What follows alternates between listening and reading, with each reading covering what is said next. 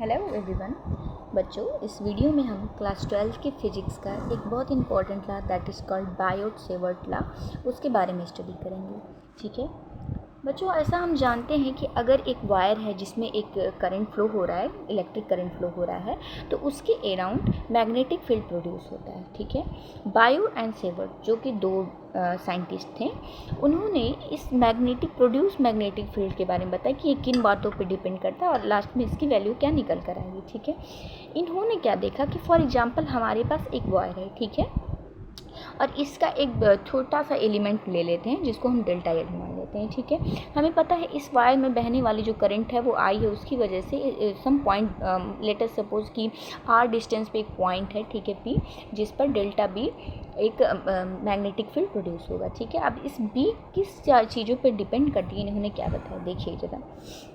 पहला पॉइंट इन्होंने क्या बताया कि जो वायर है इसमें अगर आई करंट फ्लो हो रही है तो ये बी जो होगा इस आई के डायरेक्टली प्रोपोर्शनल होगा। मतलब अगर पहले इस करंट में 2 एम्पियर का फ्लो हो रहा था, कि धारा फ्लो हो रही थी, करंट फ्लो हो रहा था, तो ये जो बी है ये समथिंग इज कुछ भी टेस्ला मान लीजिए 4 टेस्ला या समथिंग इज कुछ भी है, अगर इसको और भी इंक्रीज कर दिया जाए तो ये बी की वैल्यू भी क्या हो जाएगी, इंक्रीज हो जाएगी। और जब ये धीरे धीरे अगर मान लीजिए करंट को स्लो कर रहे थे या डिक्रीज कर रहे थे तो बी की वैल्यू भी क्या कर रही थी, डिक्रीज कर रही थी। यहाँ से हमें क्या पता चलता है कि बी जो है वो इस एलिमेंट में जाने वाली जो करंट है उसके क्या है, डायरेक्टली प्रोपोर्शनल है। ये पहला पॉइंट उन्होंने देखा।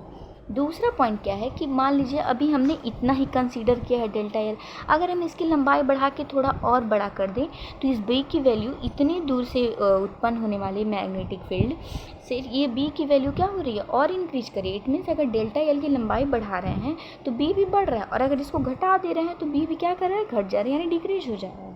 इट मीन्स बी जो है वो डेल्टा एल के भी क्या है, डायरेक्टली प्रोपोर्शनल है। ठीक है, थर्ड चीज़ इन्होंने क्या देखा कि अगर ये इंटीग्रल लाइन और इस डिस्टेंस, ये जो लाइन ऑफ डिस्टेंस है, इनके बीच का अगर एंगल थीटा है और इसका साइन वैल्यू लें, आई थिंक आप लोग ट्रिग्नोमेट्री में साइन कॉस थीटा वगैरह के बारे में थोड़ा बहुत नॉलेज होगा, तो साइन थीटा जो है इसके भी क्या है, डायरेक्टली प्रोपोर्शनल है। इट मीन्स अगर साइन थीटा की वैल्यू बढ़ रही है तो बी की भी वैल्यू बढ़ेगी और घटना है तो घटेगी। ठीक है, डिक्रीज भी होगी। ये उन्होंने थर्ड पॉइंट देखा। ठीक है, लास्ट पॉइंट उन्होंने क्या देखा कि जो डिस्टेंस है, ठीक है, अगर इनको इंक्रीज कर रहे हैं तो बी घट जा रहा है, यानी बी डिक्रीज हो जा रहा है। और अगर आर को डिक्रीज कर रहे हैं, फॉर एग्जांपल यहाँ किसी पॉइंट पे देखेंगे तो बी क्या हो रहा है, इंक्रीज हो जा रहा है। इट मीन्स ये आर के क्या है, इनवर्सली प्रोपोर्शन है। जरा पॉइंट को फिर से कंसिडर करते हैं हम। पहला पॉइंट मैंने क्या बताया कि डेल्टा बी जो है वो आई के क्या हो जाएगा, क्या कहते हैं, डायरेक्टली प्रोपोर्शनल हो जाएगा। ठीक है, सेकेंड पॉइंट मैंने क्या बताया कि जो बी है वो डेल्टा एल के भी डायरेक्टली प्रोपोर्शनल है। थर्ड पॉइंट क्या है कि डेल्टा बी साइन थीटा के भी डायरेक्टली प्रोपोर्शनल है। And the last one is कि आर स्क्वायर के इन्वर्सली प्रोपोर्शनल है। ठीक है, ये 4 पॉइंट्स इन्होंने कंसीडर किया बी के वैल्यू में। ठीक है, अब इन चारों को जरा इक्वेट करेंगे तो हमें क्या मिल जाएगा, B is proportional to I delta L sine theta upon R square. ठीक है, हमें पता है जब प्रोपोर्शनलिटी हटेगा तो एक कांस्टेंट आएगा। ठीक है, और वो कांस्टेंट क्या आया, म्यू नॉट अपॉन 4 पाई। इस पूरे की जो वैल्यू होती है वो होती है 10⁻⁻⁷। ठीक है, इस पूरे कांस्टेंट की वैल्यू अभी मैं आगे बताऊंगी, लेकिन यहाँ पर एक न्यू वर्ड आया, mu naught. What is mu naught? Mu naught is the permeability of free space. Actually बच्चों ये जो मीडियम होता है फ्री स्पेस में, इसकी एक क्वालिटी होती है, किसका गुण होता है कह सकते हैं, that is called permeability of free space. ठीक है, ऐसे इलेक्ट्रिक फील्ड की बात किया जाए तो वहाँ पर क्या हो जाता है, permittivity of free space which is epsilon not. ठीक है, यहाँ पर देखें तो म्यू नॉट की जो वैल्यू होती है वो होती है 4 पाई इंटू 10⁻⁻⁷ न्यूटन पर एम्पियर स्क्वायर या फिर वेबर पर एम्पियर मीटर। ध्यान रखिएगा बच्चों, ये बोर्ड्स में ये सब यूनिट थोड़ा पूछती हैं तो इसलिए मैंने इसको नोट डाउन कर दिया यहाँ पर।